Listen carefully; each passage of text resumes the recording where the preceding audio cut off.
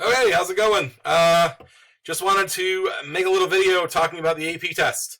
I was kind of waiting on Friday, April 3rd. That was kind of the big day to kind of let us know when the test was going to be, what the format was going to be, um, what is going to cover, and those questions have been answered. I know there was a couple emails that I got from people kind of asking me questions, and I thought making a video would probably be the best way to make sure this information got out to everybody as opposed to just a couple of you.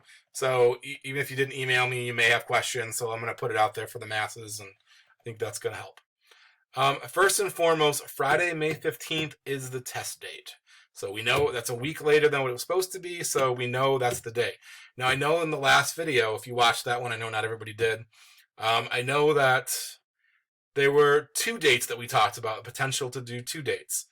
And the way I interpret what they put out on Friday is there's a makeup date in June. Now, I'm unclear whether we can opt to do the makeup date as opposed to the date in May. If it was left up to me, I think doing the makeup day I like better. Gives us a little more time to go over some things.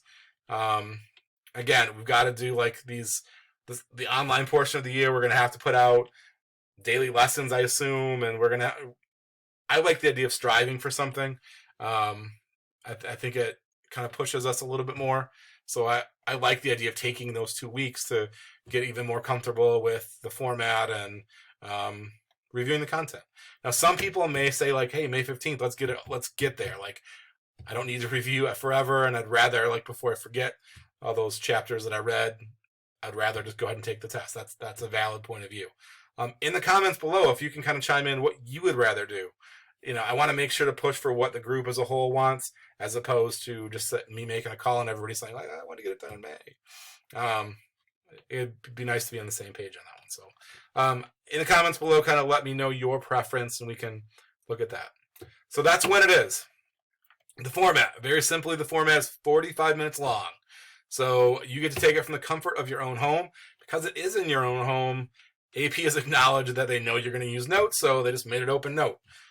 Be careful when you do that. I think the presumption, and I think I've mentioned this many times, I do not like open note tests, open book tests, because I think people think, like, I don't have to know anything. And that's dangerous, I think. Or the second thing is they're going to come in with a stack of notes this high, and again, you have 45 minutes to do this essay. Like, you're not going to have time to look through, like, hey, let's read this chapter again. Like, you won't have time to do that. So you want to have notes that you can reference quickly. If there's one thing that you're like, hey, I never can remember this, I think it might be useful, I want to write it down. Little reminders of, like, do these things, or this is maybe the steps I want to take, do to write this DBQ. That's okay. So you can absolutely utilize notes. As far as going online, I think this is something I'd like a little more clarification on, but I think they acknowledge you're probably going to be able to go online as well. Like, and I think that's okay, but be careful with that. Yeah, just be careful with what you're doing as far as, like, what you're referencing. The other thing is, this still has to be your work. So if you do utilize a book or something like that, make sure you're not, like, lifting it directly out of the book. If literally every one of our DBQs has the same sentence from chapter 12 or something, that's going to look suspicious, and that could, it's not good. So we want to make sure that it's your own work. The other thing is, clearly, like, we can't communicate with each other. Absolutely can't communicate with me. As much as I'd love to kind of point you guys all in the right direction, would be a huge faux pas. Like, I'd go to AP jail probably for that. So that's something I can't do. And you really can't do that with each other. You're not, like, sending texts back and forth. Would be clearly in violation of what they want you to do. So can't really do that. All right, modified DBQ. What that means is that is what they've chosen to do for our question. There's one question. You got one question for 45 minutes. You're going to write a modified DBQ. And what they mean by modified is it's going to be a little bit smaller. The DBQ generally has 7 different documents, 6 of which you have to reference in the DBQ. This one is going to have 5 documents, 4 of which are text-based, meaning, like, writing, and then 1 of which is non-text, like a political cartoon or a picture of some sort. that will be your fifth document. You have to utilize 4 of those. You also have to pull up 2 forms of evidence from anywhere in the chapter, like your own kind of brain, your own knowledge that you're going to have to put in their DBQ. We'll go into some of the details about the scoring a little later, but it's going to be a DBQ. Okay, and a lot of people are nervous. Like, oh my gosh, like DBQs scare them. I know I've already had a couple emails about like, oh, I'm really worried about this. Like, I don't know if I can do it. Like, first of all, calm down. You can do it. I believe in everybody. It's not so bad. Frankly, I think you have to answer one question. It's one essay. You guys have all done that already this year multiple times and done a pretty good job of doing that. What we are going to do when the online part of the year kind of commences, I'll make these formal assignments. So every day we're going to break down writing a DBQ. We're going to break it down, and we're going to do it multiple times. So meaning the first day I might say, hey, pick out 2 of these sources, read them, give me a little like summary, because they're not super long, and they're going to be like, your summary is going to be like a couple sentences about what did it mean.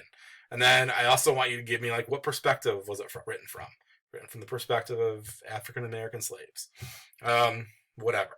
So you're going to break down a couple sources maybe on Monday. Tuesday, maybe you'll break down 2 more sources.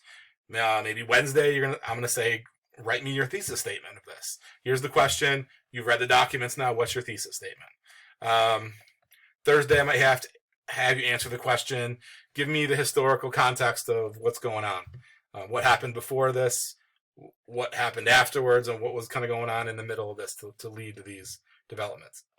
And then you are going to lay out your 2 pieces of evidence. How are you going to utilize these in the DBQ? When that's all done, you've got all the elements, and all you got to do is put it together and write it. So we're going to break it down like very like methodically. Like, we'll do it multiple times because we can do it over the course of a week. We're going to do it multiple times with multiple DBQs, and by the time you get to that AP exam, you should be real comfortable with writing an actual DBQ. I think that will be pretty helpful. As far as what else can we do to prepare, one of the things that is in there is passages, like we talked about. I'm going to try to find some passages maybe outside of the DBQ where we can get used to reading some of those passages and what they mean. The other thing is there's a non-text. So like political cartoons, like I might throw some political cartoons on the discussion page and say, what does this mean? What does it mean to you? And you can kind of talk about it amongst yourselves. Again, as a way to practice kind of deciphering what those are. The other thing that I talked about in the last video I mentioned, and that's still true now, Khan Academy. You can use Khan Academy. I know I have a class started. Not everybody signed up. There's still quite a few of you that aren't in there. You can be working kind of at your own pace with the things that you feel like you need to go over. Like, I like doing this because everybody has different strengths and weaknesses, and we'll review this stuff. If I'm like, hey, let's all review World War I, and if you feel like that's my strength for the year, man, like, why are you making me do that? And I agree, that's meaningless. If you really like, I did not at all understand Reconstruction though, and I'm like, oh, I feel like everybody got that, and you're the one person that didn't, I would rather have you go back and do Reconstruction than something else. So I like giving you the ability to pick and choose as you go. So I might say like, hey, pick a video from Khan Academy, or I love the Crash Course U.S. History videos. Truth be told, I think he does a really good job of summarizing a big topic, and in a kind of a small amount of time. I really enjoy that.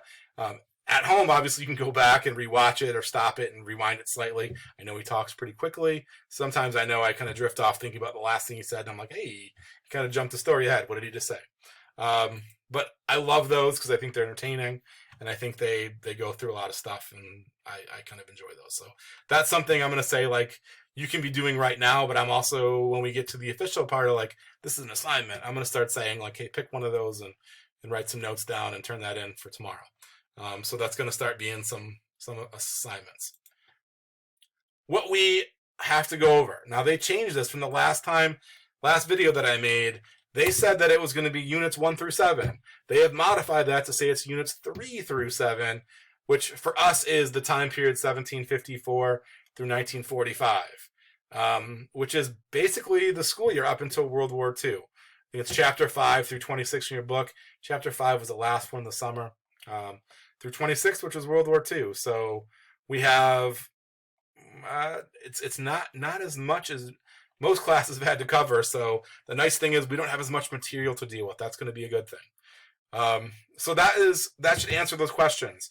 What are we going over? What's the time frame? What does the test look like? The last thing I will leave you with is this, and I know I've had a couple people again email me and say, I'm concerned, I'm worried. Take a deep breath. We got this. You got this. I feel confident in all of you. I wouldn't tell you that if I didn't believe it. We're going to be just fine. We're just going to be fine. So, I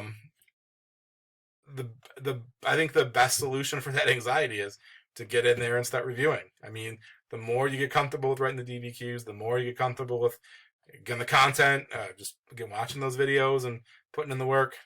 We're going to be fine. I've confidence in all of you. You guys are all smart people, and we're going to make this happen. So if you have any other questions, please feel free to contact me, email me, whatever you do to, whatever you can do to connect with me, and I will definitely kind of respond. Like I mentioned, please like this video to show that you've watched it, and also comment on when you want the test to be. Would you rather have it be in June, or would you rather have it that May 15th date? So I kind of know what to fight for. Other than that, I will see you guys later, and hopefully you guys have a great day.